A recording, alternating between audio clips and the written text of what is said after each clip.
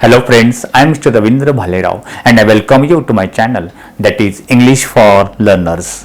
Dear students, today we shall discuss one more bridge course activity of Standard 10 Subject English Lower Level. Dear students, in this activity we shall discuss new constructions of sentences. तर विद्यार्थी मित्रांनो, sentences मध्ये कशा प्रकारे वेगवेगळ्या प्रकारची रचना किंवा constructions असतात, ग्रॅमॅटिकल कन्स्ट्रक्शन, ते आजच्या व्हिडिओमध्ये आपण शिकणार आहोत. चला तर व्हिडिओला आपण सुरुवात करूया. For this activity we have given number 23, activity number 23. Okay, learning outcomes और कॉम्पिटन्सी, म्हणजे या व्हिडिओज मधून किंवा या ऍक्टिव्हिटी मधून विद्यार्थ्यांमध्ये कोणती क्षमता डेव्हलप होणार आहे, आणि ती म्हणजे अंडरस्टँडिंग न्यू कन्स्ट्रक्शन. आता सांगितल्याप्रमाणे नवीन प्रकारची वाक्य रचना, वाक्यामधील कन्स्ट्रक्शन तुम्हाला समजणार आहे थ्रू रीडिंग. म्हणजे एखादा पॅसेज रीडिंग केल्यानंतर किंवा सेंटेन्स रीड केल्यानंतर त्या सेंटेन्समध्ये न्यू कन्स्ट्रक्शन्स काय आहे हे तुम्हाला समजणार आहे. Okay, before going to start this video, as usual I request you don't forget to subscribe my channel. Alright, चला तर आपण आता ऍक्टिव्हिटीजला सुरुवात करूया. इन्स्ट्रक्शन्स फॉर स्टुडंट, नेहमीप्रमाणे विद्यार्थ्यांसाठी काही सूचना दिल्या आहेत. रीड द पॅसेज केअरफुली, दिलेला पॅसेज काळजीपूर्वक वाचा. पार्टिसिपेट ऍक्टिव्हिटी, आणि म्हणजे या ऍक्टिव्हिटीमध्ये तुम्ही देखील पार्टिसिपेट किंवा सहभाग घ्यायचा आहे. Take help of your parents or teachers or friends, म्हणजे ऍक्टिव्हिटी सॉल्व्ह करण्यासाठी तुम्ही तुमच्या शिक्षकांची, पालकांची किंवा मित्रांची मदत घेऊ शकता. Okay, now here learning activity. Read the following passage carefully and do as directed, म्हणजे एक पॅसेज दिला आहे, शॉर्ट पॅसेज, आणि त्या पॅसेजच्या रिलेटेड काही ऍक्टिव्हिटी दिल्या आहेत, त्या तुम्ही सोडवायच्या आहेत. अगोदर आपण पॅसेज समजून घेऊया. Okay, मार्जी even wrote about it that night in her diary, त्या रात्री तिने आपल्या डायरीमध्ये लिहिले, मार्जीने लिहिले. आता हा तुम्हाला मार्जी हा शब्द ओळखीचा वाटतो? येस, लास्ट इयर म्हणजे 9th स्टँडर्डमध्ये the fun they had, English text बुकमध्ये एक लेसन किंवा एक स्टोरी होती, त्यांची किती मजा होती. एक फ्युचरिस्टिक स्टोरी, म्हणजे 22nd सेंचुरीची एक स्टोरी होती. Robots, okay, mechanical teacher, Tommy, हे कॅरेक्टर्स आठवत असेल, त्याच्यामधील हा पॅसेज आहे. मार्जी Wien rot about it that night in her diary, तिने तिच्या डायरीमध्ये त्या रात्री मार्जीने लिहिले. काय लिहिले? ऑन द पेज हेडेड, तिने पेजवरती टायटल डेट लिहिली, 17th May 2157, ही इयर आहे. शी रोट, तिने डायरीमध्ये लिहिलं, today Tommy found a real book, आज टॉमीला एक खरोखरचं पुस्तक मिळालं. It was a very old book, ते पुस्तक खूप जुनं होतं. मार्जीज ग्रँडफादर वन सेड, मार्जीच्या आजोबा एकदा मार्जीला म्हणाले होते, that when he was a little boy, तिचे ग्रँडफादर जेव्हा छोटे होते, हिज ग्रँडफादरचे grandfather told him that there was a time when all the stories were printed on paper.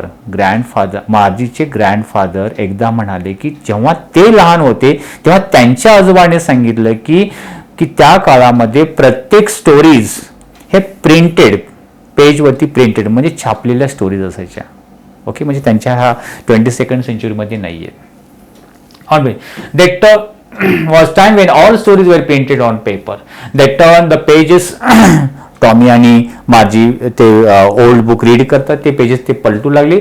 Which were yellow and crinkly, आणि ते पेजेस जुने असल्यामुळे yellow colour झालेला होता आणि क्रिंकली म्हणजे चुरगळलेले किंवा दुमडलेले होते.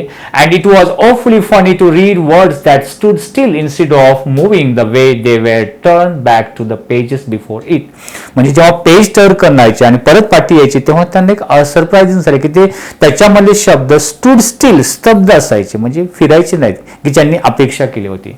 It had the same words on it that it had Wien read it the first time, म्हणजे पहिल्यांदा ती या प्रकारची रिडिंग करत होती की एक पेज रीड केलं आणि परत पुढे गेलो, आणि जेव्हा परत पाठीमागे बॅक पेज रीड केल्यानंतर ते शब्द परत दिसायचे, जे की आपण नेहमी बघतो. हे आपल्यासाठी नवीन आहे, पण त्यांच्यासाठी नवीन हे 22nd सेंचुरीमध्ये, कारण ते मुव्हिंग वर्ड्स, एक शब्द निघून गेला ते परत बघू शकत नाहीत. Okay, so this is a passage.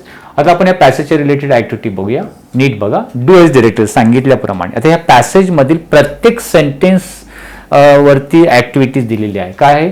Underline the main clause, या पॅसेजमध्ये मेन क्लॉज अंडरलाईन करायचा. ते क्लॉज हे ग्रामरचा टॉपिक आहे.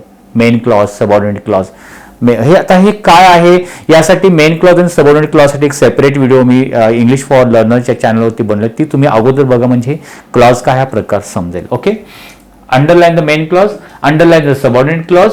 Next, identify the sentences in a simple past tense, म्हणजे या पॅसेजमधून सिंपल पास्ट टेन्स साधा वर्तमान काळाची वाक्य कोणकोणते ते ओळखायचे आहेत.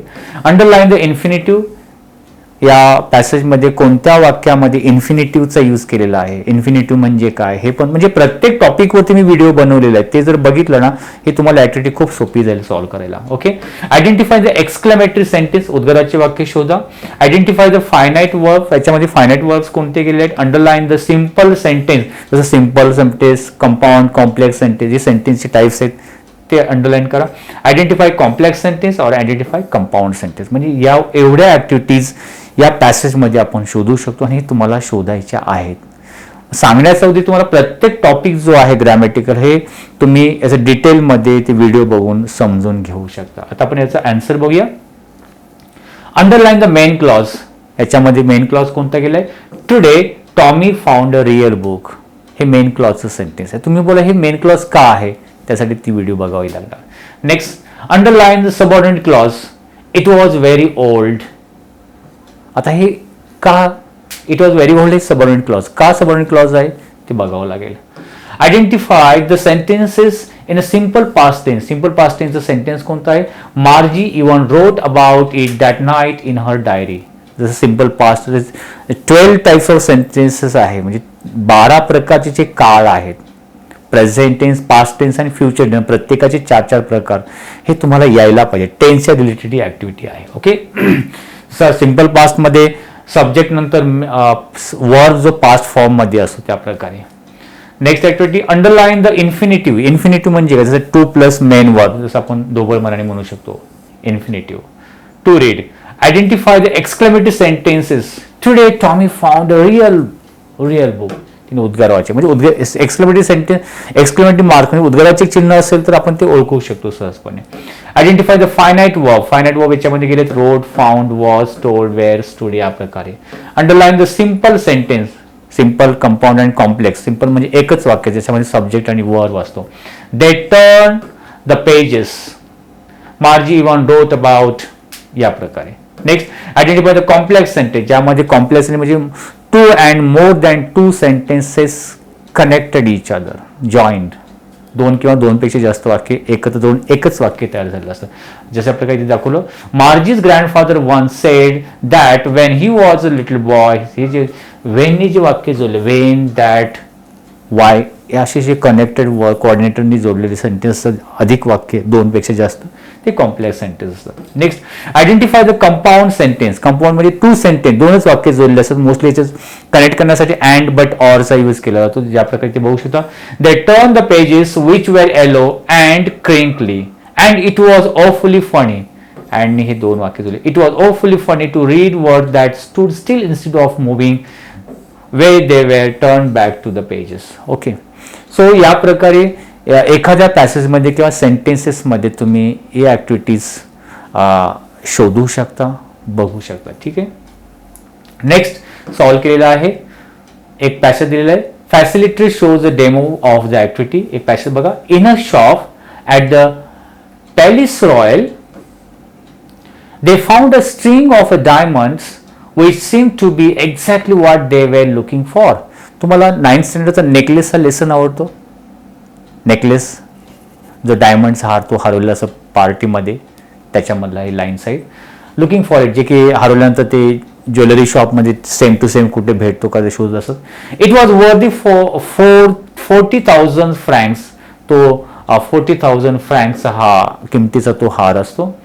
They could have it for 36 आणि तो शॉपकीपर त्यांना 36,000ला द्यायला तयार असतो. सो दे बेग्ड द ज्वेलरकडे त्यांनी विनंती करतात not to sell it for 3 days. पुढचे 3 दिवस विकू नका, आम्ही याला घेणार आहोत.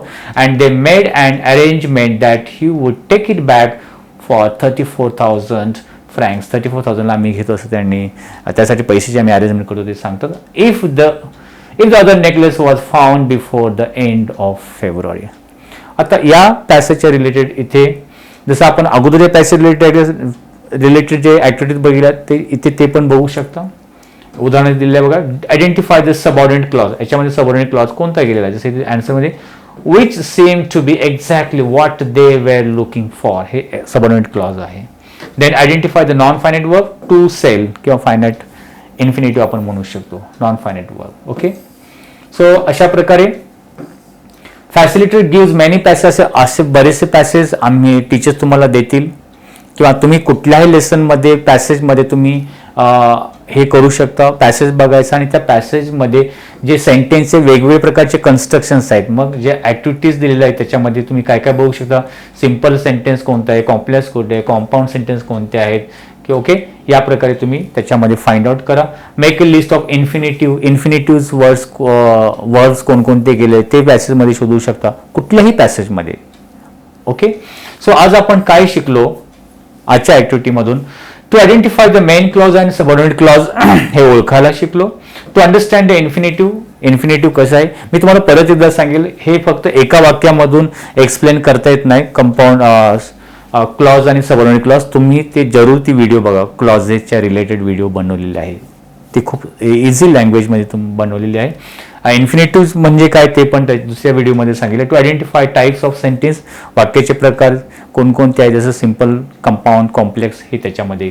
सो या गोष्टी आपण याची जस्ट आपण तोंड ओळख म्हणून हे आपण शिकलो आहोत. So friend, I hope you might have liked this video. If you like it, please share it, like it, and if you have any suggestions for me, you can write in comment box. Wish you good day, take care, thank you very much.